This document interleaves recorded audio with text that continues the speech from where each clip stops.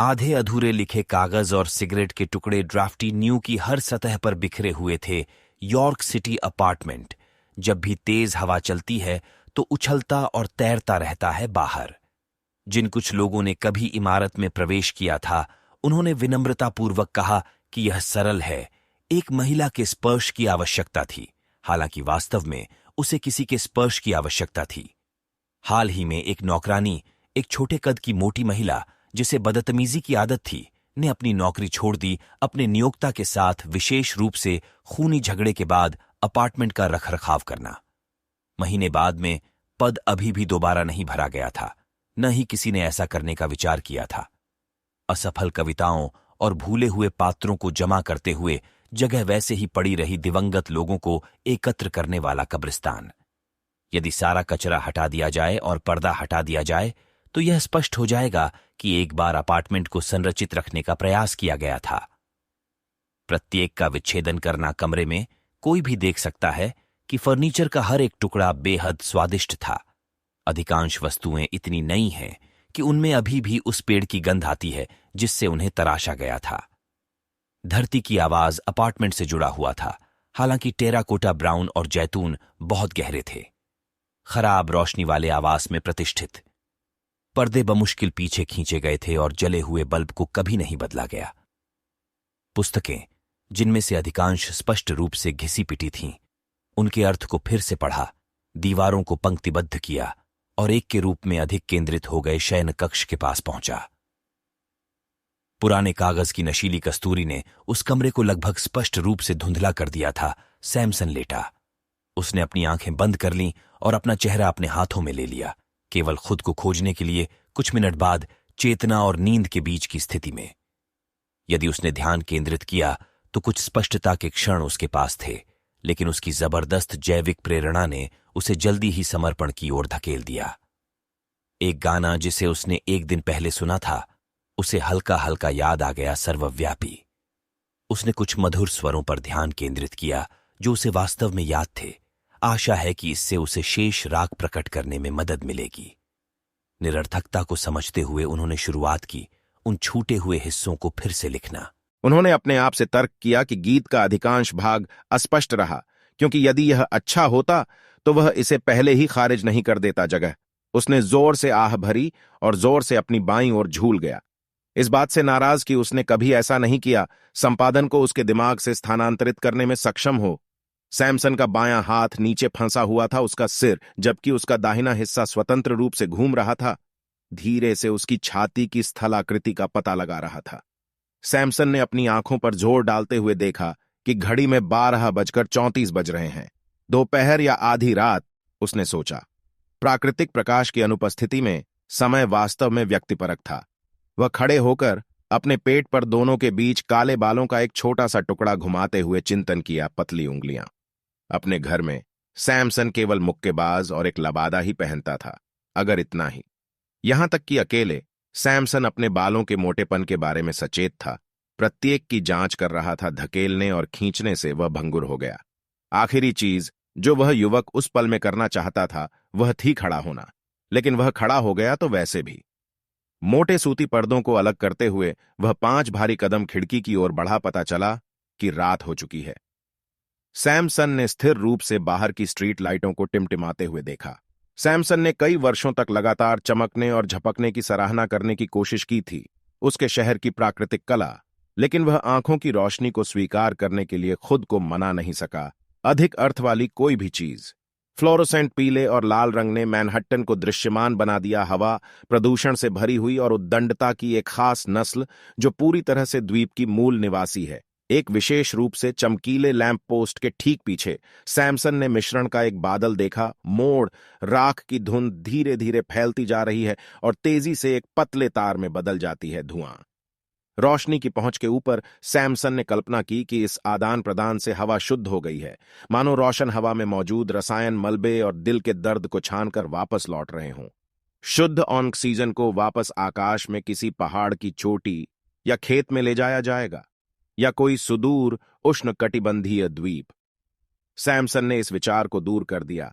उसे मुंह बनाने के लिए मजबूर होना पड़ा और जल्दी से उसने चित्र खींच लिया। पर्दा बंद।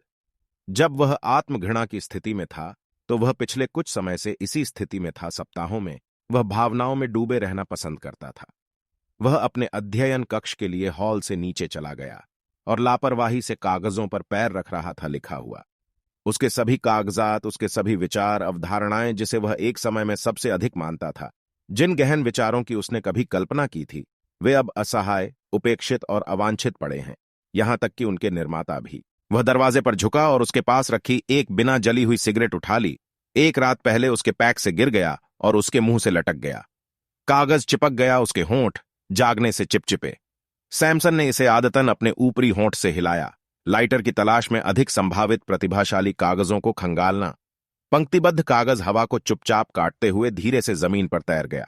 पाने के लिए एक नाटकीय अंतिम स्टैंड उनके लेखक का ध्यान। अगले कुछ महान अमेरिकी उपन्यासों की शुरुआत हुई सैमसन को अपने जंग लगे लाल लाइटर के बारे में पता चलने से पहले ही प्रकाशन से बाहर कर दिया गया बागे की जेब। उसने उसे बाहर निकाला और बिना कुछ जलाए उसे कई बार झटका दिया। फिर अपनी पुरानी महोगनी डेस्क पर बैठ गया। डेस्क एक प्राचीन वस्तु थी जो उसे कई साल पहले अपनी दादी से विरासत में मिली थी।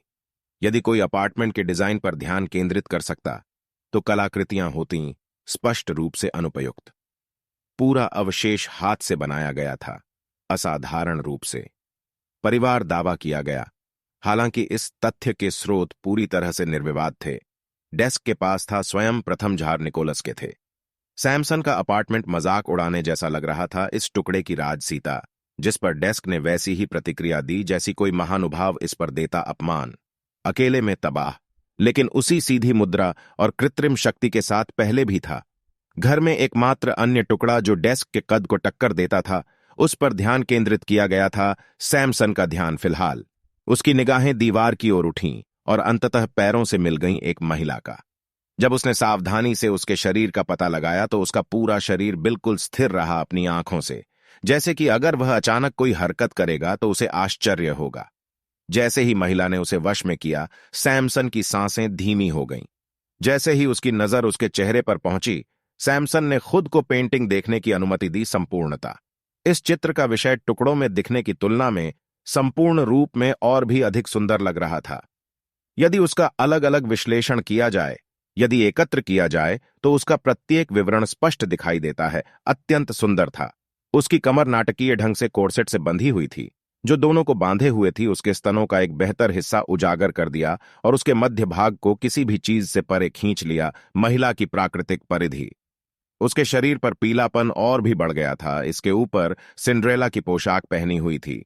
इसकी पूरी स्कर्ट उसके शरीर से अलग लटकी हुई थी, जो खत्म हो रही थी सिंथेटिक ऑनवरग्लास आकृति, और उसके पूरे निचले आधे हिस्से को अदृश्य बना दिया। निचले बाएं कोने पर त्वरित चारकोल में लिखा है अन्ना मैरी सी 1734 इंचेस, और नीचे एक अस्पष्ट हस्ताक्षर लिखा हुआ था।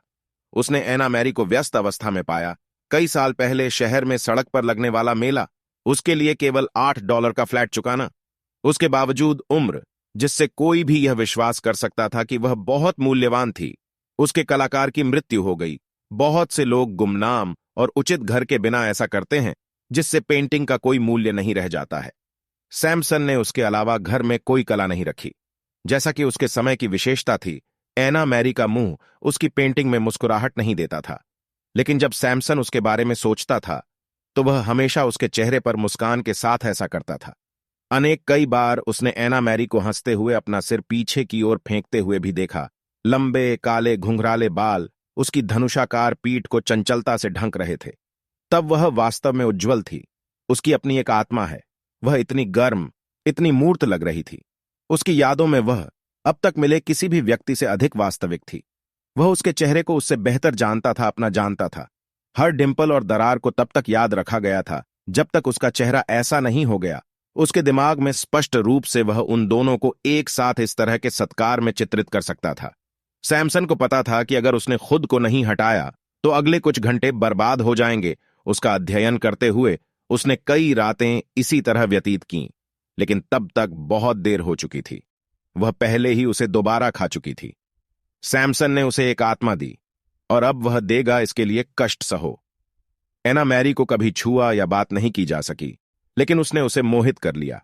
फिर भी सैमसन ने लिखित रूप में सबसे अच्छा संवाद किया, लेकिन वह शब्दों के बारे में नहीं जानता था कि ऐसा होगा उसकी सहज पूर्णता का वर्णन करें।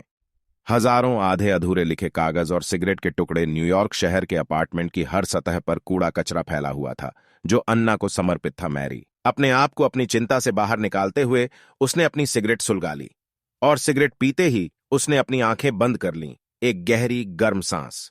खुद को पुनः स्थापित करते हुए सैमसन एक अनमैरिड शीट के लिए पहुंचा। कागज। वह डेस्क की प्राचीन दराजों में से एक पेन ढूंढने के लिए दौड़ा जो अभी तक सूखा नहीं था बाहर। अंततः एक कुंद पेंसिल पर स्थिर हो गया। उसने अपना पहला अक्षर कागज पर दबाया, पत्थर खोदने के लिए पर्याप्त दबाव के साथ। फिर से सैमसन ने असंभव कार्य शुरू किया, अन्ना मैरी के गुणों को उचित रूप से व्यक्त करना। हर वाक्य खुद ही पन्ने पर पेंसिल से लिखा। वह केवल उसका साधन था, जैसा कि वह था। वह नीचे कूद पड़ी, खुद को पन्ने पर फेंकते हुए उसके द्वारा उसी प्रकार से अपने वश में करने की इच्छा करना जैसे वह उसके वश में था। प्रत्येक विचार एक दूसरे पर समान रूप से प्रवाहित होते थे। उसका दिमाग पहले से कहीं अधिक तरल था, जैसे कि वह सोच रहा था कि क्या आज की रात वह रात होगी जब वह अंततः अपनी बात कह सकेगा। अपने सच्चे स्नेह का इजहार करने के लिए पर्याप्त सभी विचार अचूक से बाधित हो गए थे। कांच के लैंप के अंदर फंसे एक कीड़े की पिटाई जो बचने के लिए बेताब हो रहा है।